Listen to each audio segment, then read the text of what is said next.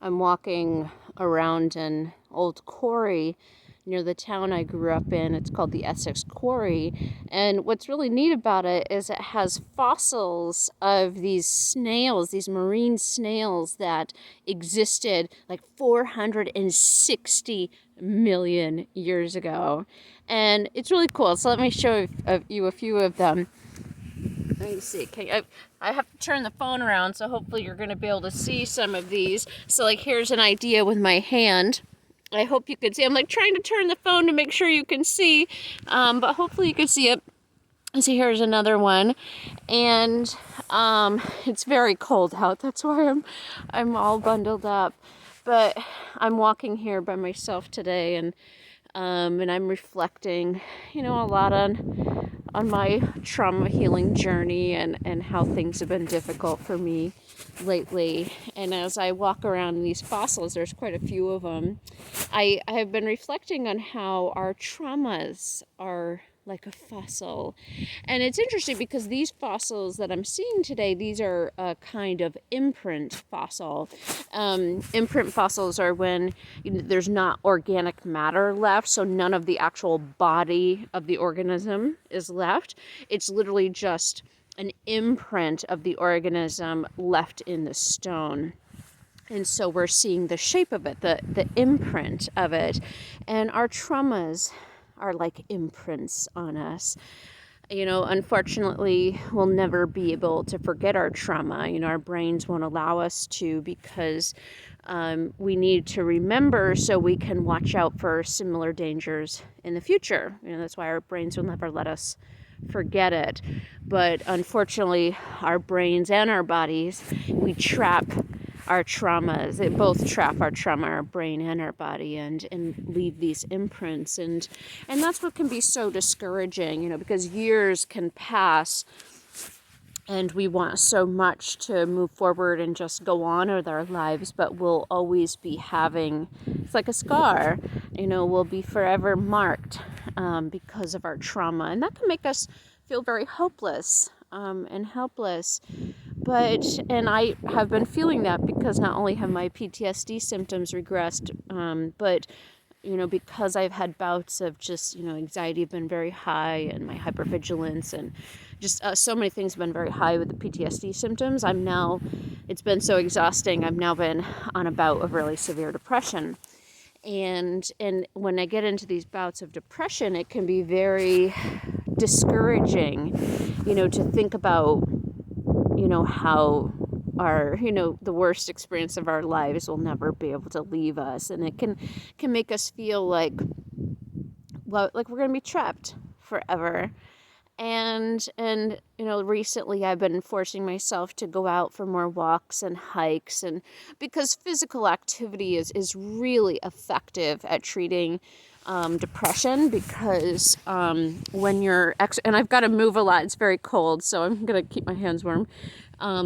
Physical activity releases a whole host of feel-good chemicals like dopamine and norepinephrine and serotonin. And, a lot of the medications that are given to help aid in depression and just mood disorders in general target one or more of these neurotransmitters, and exercise releases them, particularly if you can get your heart rate up. And so it's no wonder that when I was a teenager and my traumas were at their worst, I turned to physical activity, and now I regularly turn to physical activity to get through the hardest periods of my life. And this has been a hard period over the past few months, and particularly the past few weeks. And so I've been forcing myself to get out and move, and it's been great. And as I'm reflecting today, as I'm moving through this quarry and seeing the fossils, I'm seeing that, again, this is what our traumas are. They've fossilized in us. They've left an imprint.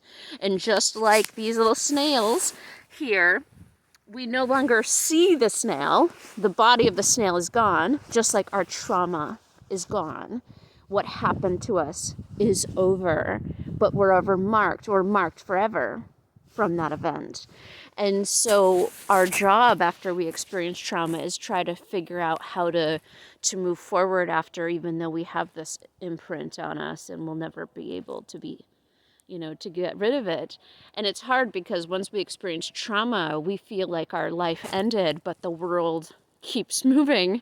It never stops. No matter how severe our trauma is, the world just keeps on moving, and we're forced to keep up. We're going to stay in this world. We've got to figure out how to move forward. And that's why it's very easy to adopt coping strategies that are negative, because trauma overwhelms our capacity to cope. And so after trauma occurs, we're doing whatever we can to try to cope again. But because we've got to figure out how to keep moving forward in a world that doesn't stop just because we experience tragedy, it can cause us to cling on to really negative coping strategies, especially coping strategies that change the way we feel very quickly, like drugs, alcohol, food, sex, these kinds of things, cutting yourself. These kinds of things change the chemistry in your body and brain very quickly. And so it's no wonder why people turn to these kinds of things when things just, life is really hard, and then it can just be a habit. And not only do we start using these coping strategies to cope with our trauma, we use it to cope with just regular stress, and if we're just not feeling well, and eventually it just becomes a habit, and then we start turning to these coping strategies without even thinking. And that's why I've been having to practice a lot of compassion lately, because I've been turning to coping strategies I haven't used in like a decade. But I also haven't been this bad in about a decade either. So it's no wonder that I'm turning to old coping strategies. I'm just trying to figure out, in many ways, my brain, I'm wishing, like on a certain level, I wish I could just erase this, like I feel like with these fossils, if we were just to rub hard enough with a rock, we would be able to actually cause the fossil to disappear. And it actually is true. If we could rub hard enough and far enough down in the rock, it would disappear.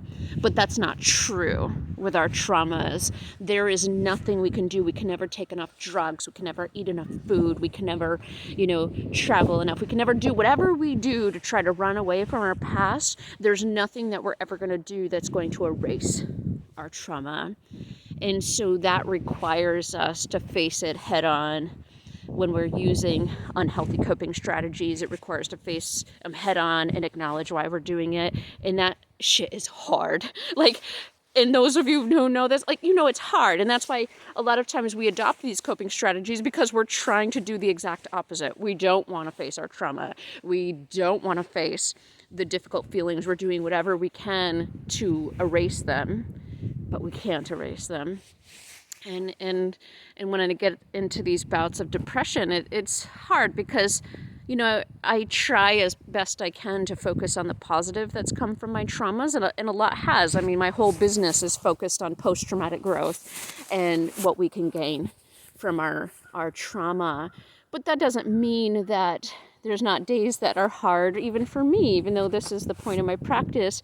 Sometimes it pisses me off, and I'm sorry I'm swearing today, but it upsets me sometimes that I had to endure so much, and that here I am all these years later still suffering because of it. And I have to remind myself that this is normal. These circumstances stole parts of my life from me, and in many ways huge swaths of my life, because it's been affecting me for so many years after.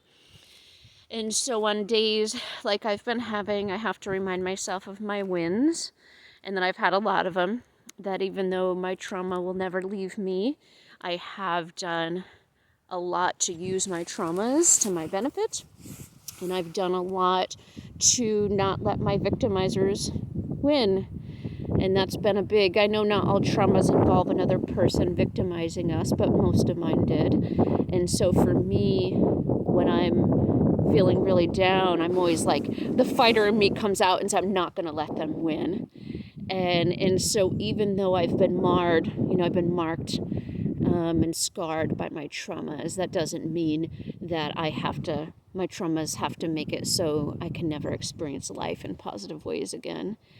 My traumas, the really severe ones, started around 9 years old. And what if I live to be 90? I can't spend, and I refuse to spend all those decades miserable and unhappy because of something happened to me as a child. And so that means that I have to figure out a way to pick up the pieces, all those pieces that shattered every time I was broken down further by yet another trauma.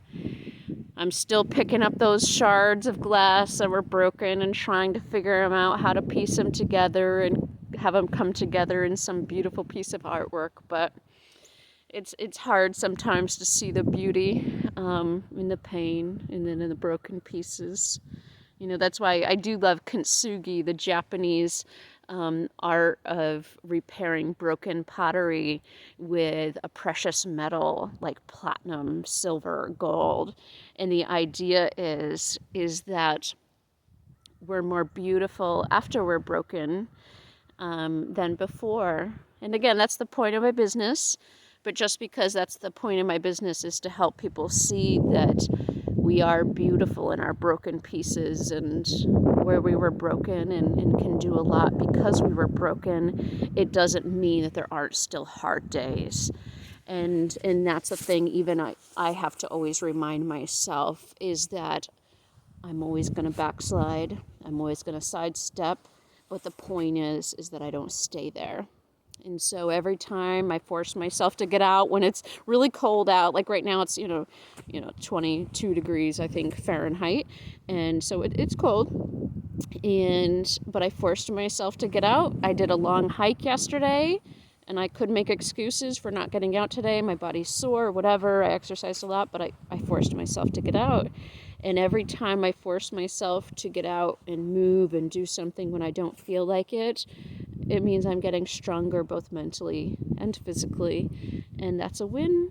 And that's what I've been collecting these days that have been hard, is collecting my wins. And I've got quite a few. And so in addition to practicing compassion toward myself, I'm also praising myself for never giving up and continuing to move forward when it's hard. And sometimes I've got to practice that in other ways, just sometimes getting out of bed when it's hard and brushing my teeth when it's hard and going for a walk when it's going to be hard. But every time I force myself to do something when it's hard, I get stronger. You know, from my years of teaching about the human body, I know that our body gets stronger with the more stress we place on it. Happens with all of our body, our bones, our muscles, our brain. The more stress we place on it, the stronger it gets. And so even though this period in my life is hard, it'll cause me to grow in some way. And maybe I need this growth to get to my next level of healing and my new level of experiencing life that I haven't yet experienced. And so I'm remaining hopeful. And so if you're also in a dark place, or for those moments when you get there where it feels dark and like it's going to stay dark, remember the darkness always ends, night is always followed by day. And so just keep hanging on. That's what I keep reminding myself, just a little bit further. And sometimes if I can't imagine myself getting through the whole day, I focused on getting through just the next hour or just the next minute if it's a really bad day. But eventually, if you can make it through enough minutes, it'll turn into hours and days. And as enough hours and days go by, things will get easier. And you'll be able to start living again. And that's what I feel like I'm doing. Even though the traumas have left their imprints on me, I keep moving forward. And I'm not letting them win. And that's a battle I think is worth fighting for. Because I get stronger with each step I take. And again, each time I move forward when it's hard.